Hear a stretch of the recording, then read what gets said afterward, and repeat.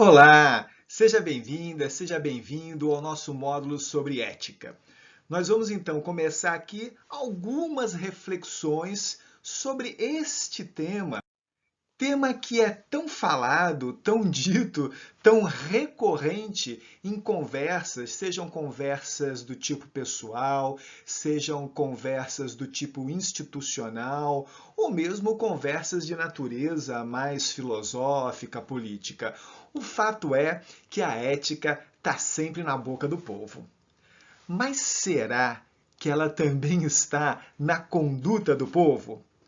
Bom, isso é uma coisa que a gente vai refletir. Agora vejam que interessante, apesar da ética ser muito falada, ser muito trabalhada, fica a pergunta, mas no final de contas, o que é a ética? Tanto se fala sobre ela, mas o que é ética? O que seria uma conduta que poderia ser considerada ética? Ou sobre o que trata a ética, do que dispõe a ética?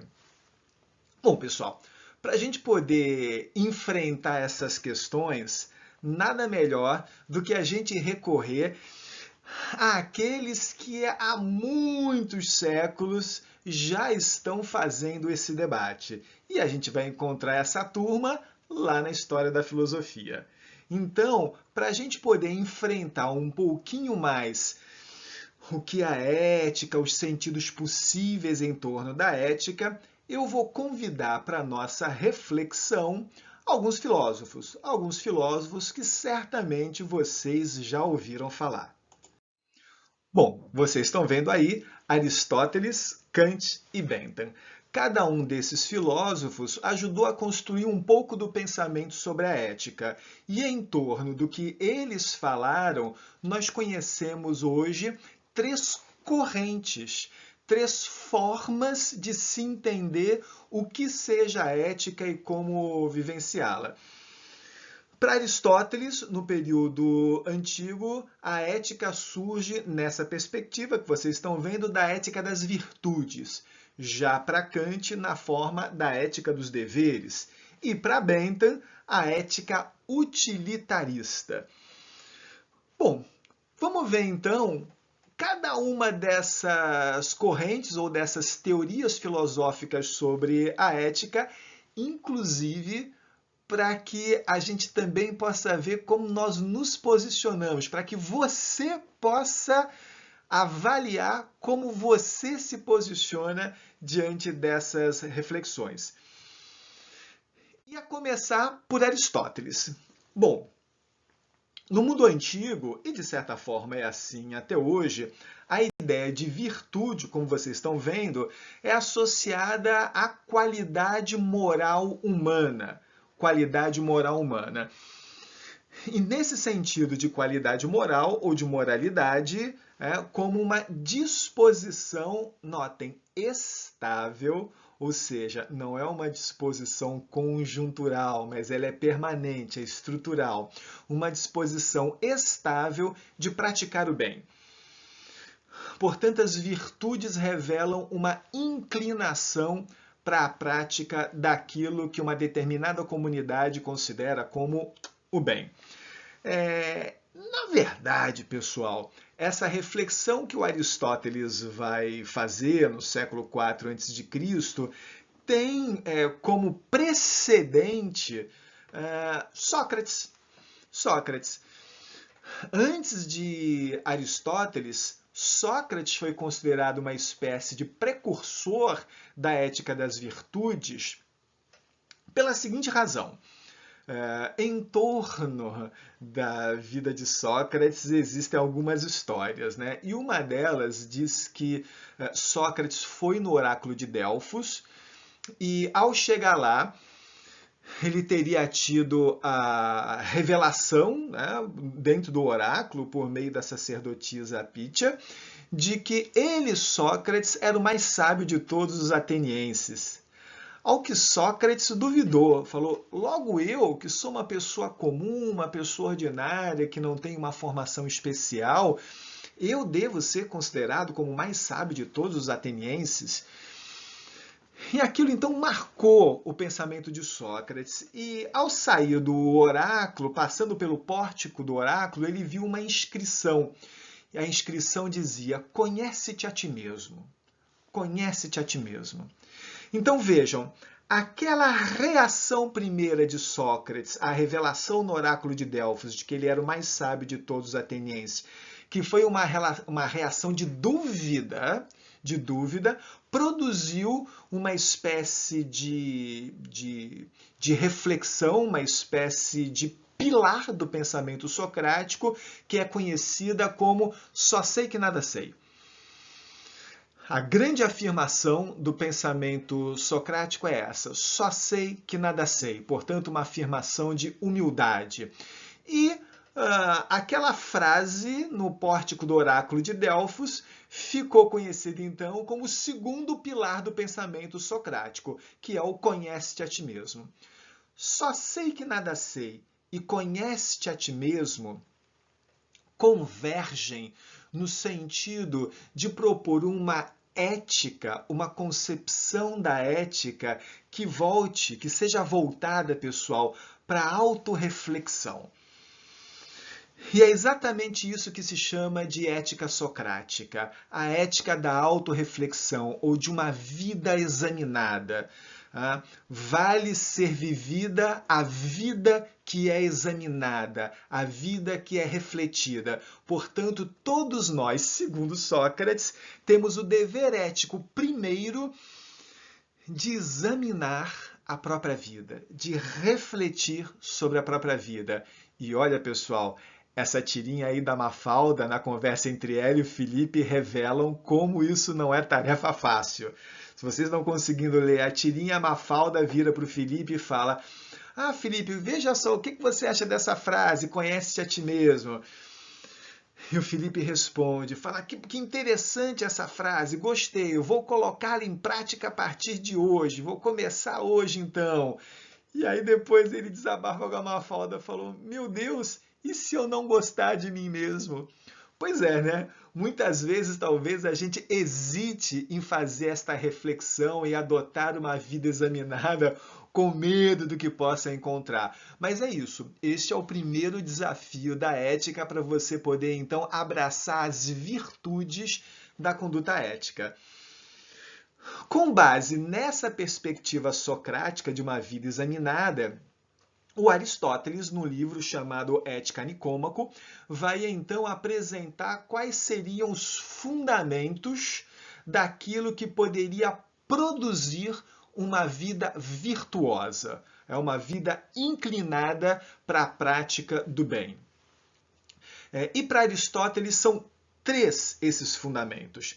E vejam que eu coloquei aí as palavras em grego, não é isso? Areté, frônesis e eudaimonia. Mas calma, porque eu vou explicar o que é isso e mais ainda, né? Não vou fazer nenhuma pergunta do tipo diga o que é eudaimonia. Não. O importante é vocês compreenderem no sentido do pensamento de Aristóteles. Então, para ele, a palavra areté significa excelência. Muitas vezes ela é traduzida mesmo como virtude, e virtude no sentido da excelência.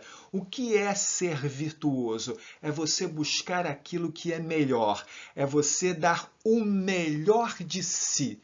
Isso produz esta conduta virtuosa. Isto é, dizia Aristóteles, areté.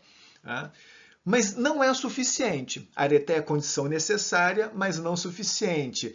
Busca da excelência é condição necessária, repito, mas não suficiente. Além disso, é precisa frônesis.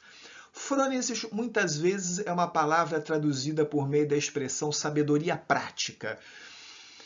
Ou seja, há uma sabedoria teórica que tem a ver com o conhecimento que se faz por meio da descrição. Eu observo um objeto e descrevo esse objeto. Quanto mais próxima a descrição estiver do objeto, melhor é o conhecimento. Mas a palavra frônesis é sabedoria prática porque revela um conhecimento não baseado na descrição, mas baseado na necessidade da tomada de decisão. Então, se você precisa, digamos assim, explicar algo, você recorre à razão teórica. Mas se você precisa deliberar, tomar uma decisão, você recorre à sabedoria prática, à frônesis. E ela tem, então, o sentido de prudência. Prudência. Frônesis não é só a sabedoria voltada para a tomada de decisão, mas é a prudência, ou seja, quando nós estamos diante da necessidade de decidir, deliberar, é necessário que essa decisão seja feita de forma prudente. Prudência, pessoal, não tem nada a ver com medo, com covardia. A prudência é exatamente uma virtude do espírito que produz uma reflexão para que a decisão tomada seja a melhor decisão, dentre diferentes decisões igualmente possíveis. Percebem? A gente está numa situação e pode tomar a decisão A, B ou C. As três seriam possíveis, mas qual é a melhor? Então, ter uma vida ética, uma conduta ética, é sempre buscar a melhor decisão no universo das decisões possíveis. Mas não é só isso. O Aristóteles fala de uma terceira palavra, essa estranha palavra que é eudaimonia. Eudaimonia revela uma outra palavra grega que é daimon. Daimon que significa entidade. Ou, no caso da tradição ética, significa uma espécie de digamos assim, como se fosse um gênio do bem, uma entidade do bem.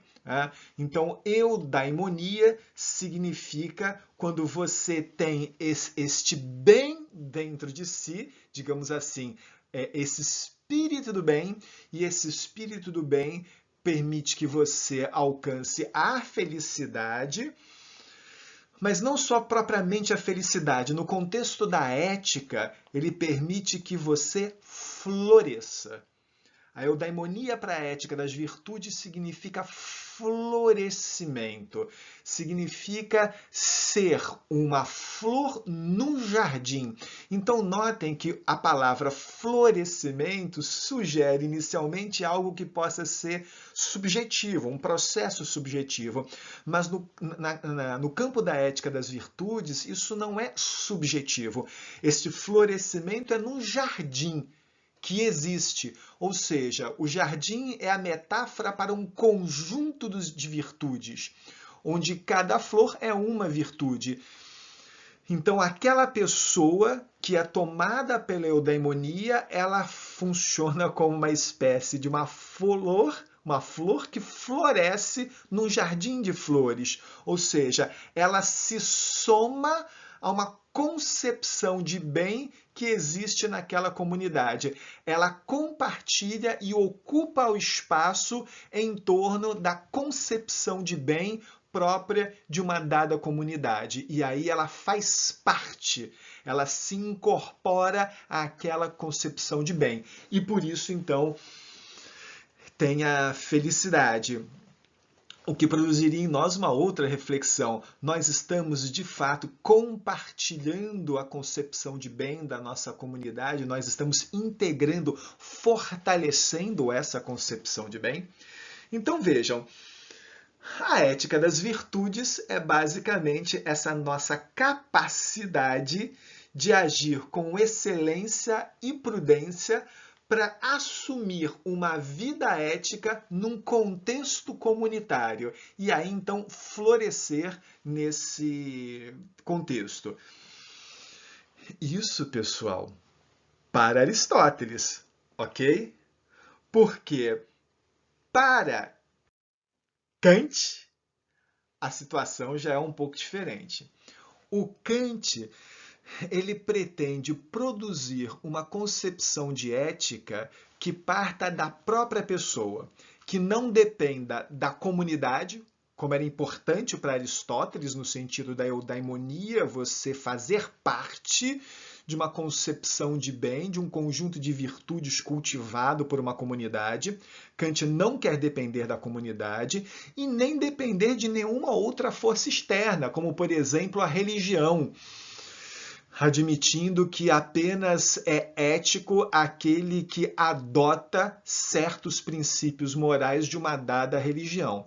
Kant diz que a base da eticidade, a base da ação moral, está na própria pessoa. Daí essa frase, que é uma frase bem conhecida para quem estuda filosofia, que é do Kant, uma das mais citadas do Kant, né? Ele diz: duas coisas me enchem a alma de crescente admiração e respeito: o céu estrelado sobre mim e a lei moral dentro de mim. Ou seja, para Kant, a existência de uma lei moral dentro de cada um de nós é algo tão perceptível, grandioso, importante quanto o céu estrelado, quanto um conjunto de estrelas que habitam o mundo celestial, né? Ou seja, o que o Kant está fazendo, pessoal, ele está propondo uma ética fundada na razão. Daí que a ética dos deveres kantiana é também conhecida como ética da moralidade racional. Uma razão que existe em cada um de nós, independente do contexto comunitário, do contexto religioso, do contexto dos costumes, do contexto que seja, ok? Para isso, para uma ética fundada inteiramente na razão e na capacidade humana de discernimento, o Kant acredita que você que está me ouvindo nesse momento é plenamente capaz de discernir. Para isso, basta usar da razão que lhe constitui. Kant, num pequeno texto chamado O que é a Ilustração, a filosofia do iluminismo, ele vai dizer: ousa usar da tua maioridade e, portanto, da razão que lhe constitui. Tá? Ou seja, não há desculpas para nenhuma tutela, não há desculpas para que nós nos submetamos a qualquer tipo de curatela. Nós somos os responsáveis pelas nossas ações. Nós guiamos a nossa vontade e só a nossa vontade é que deve nos guiar.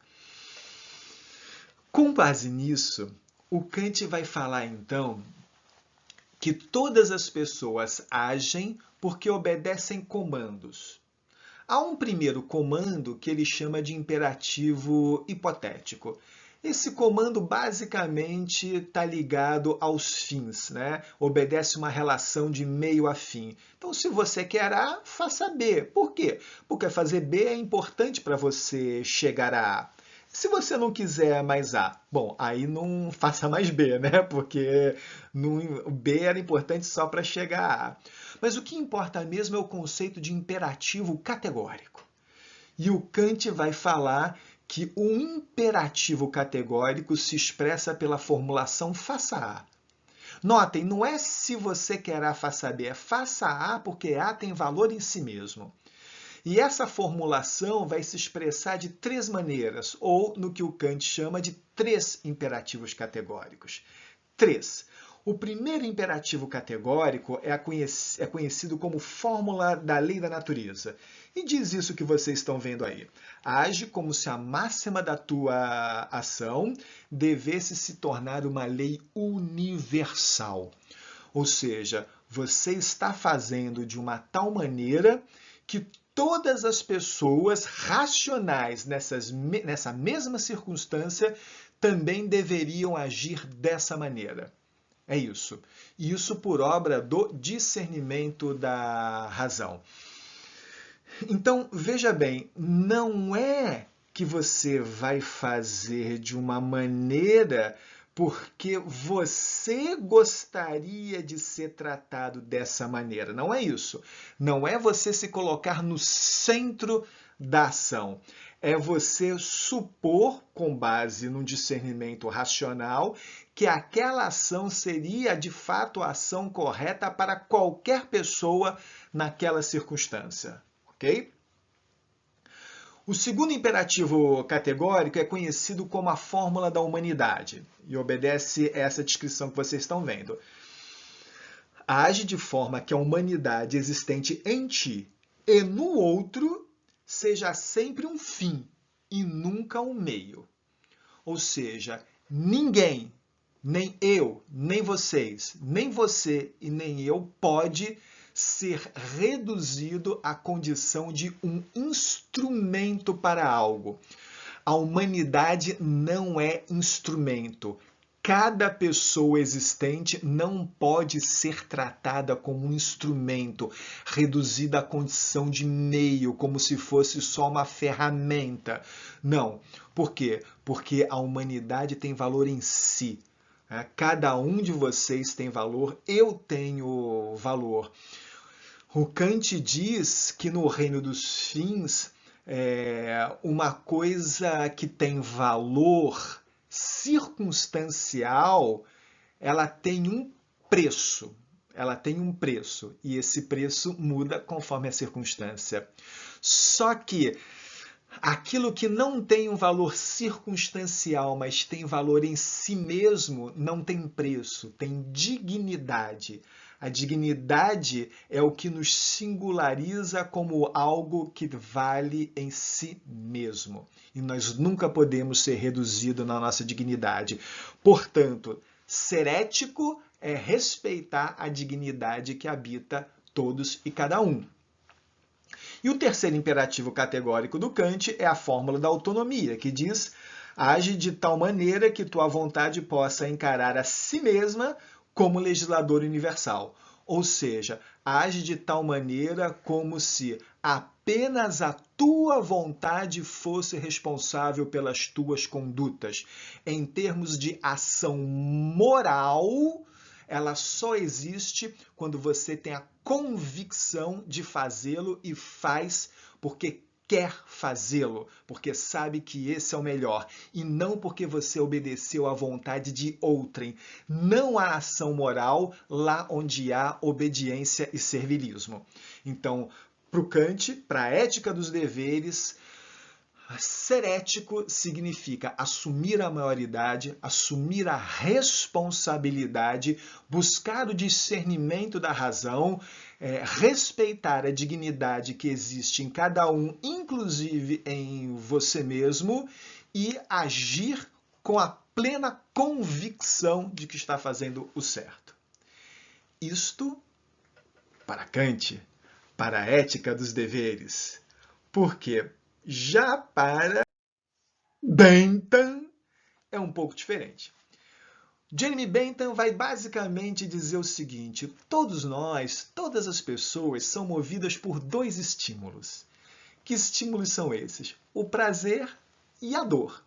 Então vejam que lá onde o Kant colocava a razão, o Bentham vai colocar a sensação de prazer e a sensação de dor como aquilo que nos movimenta. Basicamente, o que o Bentham está dizendo é o seguinte: olha, a nossa vida inteira, eu, cada um de vocês, o que a gente está fazendo? A gente está tentando aumentar o nosso prazer e diminuir a nossa dor. Basicamente, é isso.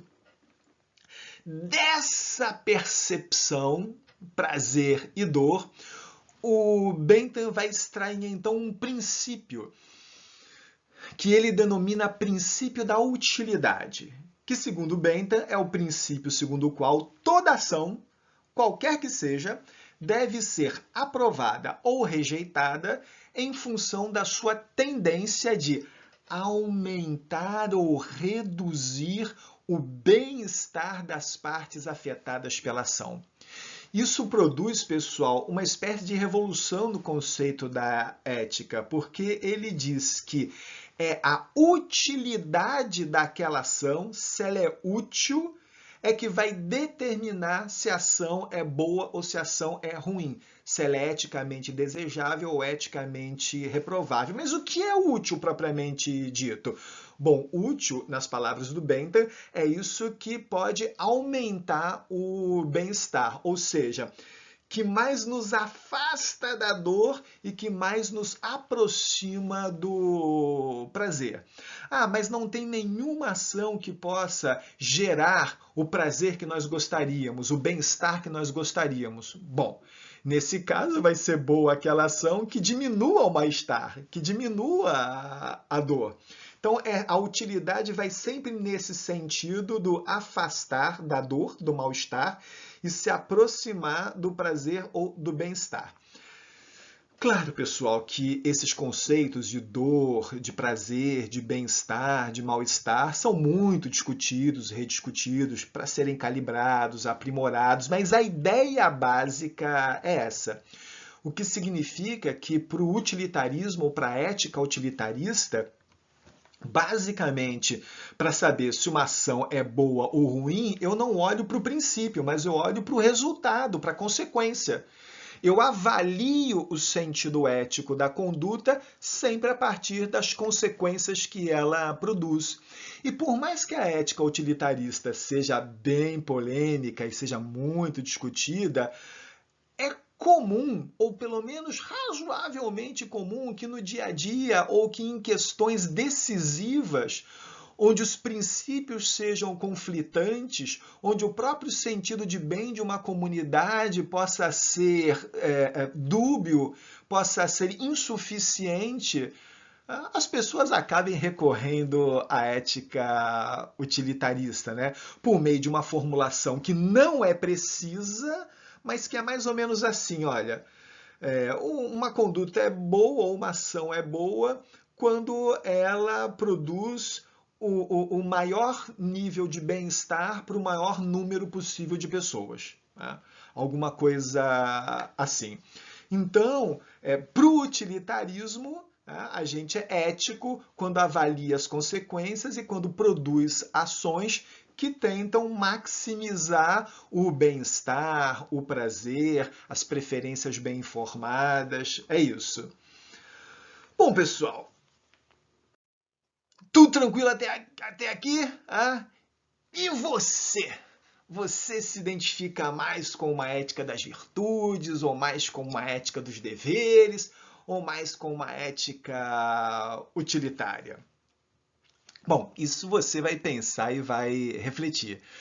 Até agora, o que eu preciso perguntar, repito, é se está tudo tranquilo, se vocês estão compreendendo bem essas reflexões. Sabe por quê? Porque não é bem assim, né? Não é bem assim. Olha só. O que você está falando, Zé? Você está dizendo que Aristóteles está errado, que Kant está errado, que Bentham está errado. Quem sou euzinho, para dizer que esses três filósofos gigantes estão errados? Nada disso. Eu só quero dizer que tem mais coisas para a gente falar para entender melhor esse assunto. Mas por hoje é só, pessoal. Por enquanto, a gente fica por aqui. Mas olha, tem mais coisa aí na frente, viu? Vem comigo, gente! Tchau, tchau!